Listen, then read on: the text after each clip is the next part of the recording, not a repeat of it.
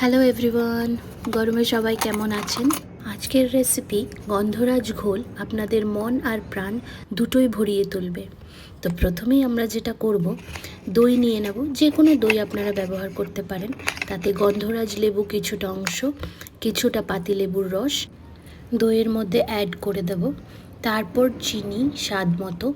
আমি যেমন এখানে চিনির সিরাপ তৈরি করে নিয়েছিলাম যাতে গুলতে সুবিধে হয়। তারপর স্বাদ মতো বিট নুন, আপনারা এমনি নুনও ব্যবহার করতে পারেন। আর একদম ঠান্ডা জল কিছুটা দিয়ে ঘুটনির সাহায্যে বা ব্লেন্ডারের সাহায্যে এভাবে ভালো করে মিশিয়ে নেব। আর দেবেন গন্ধরাজ লেবুর জেস্ট। এই গন্ধরাজ লেবুর জেস্টে আপনাদের ঘোলের স্বাদ আরও দ্বিগুণ করে তুলবেন। এইবার কিছুটা বরফ দিয়েই ব্যাস পরিবেশন করুন ঠান্ডা ঠান্ডা গন্ধরাজ লেবুর ঘোল। আমার ভিডিও যদি ভালো লেগে থাকে তাহলে অবশ্যই লাইক, কমেন্ট অ্যান্ড শেয়ার করুন।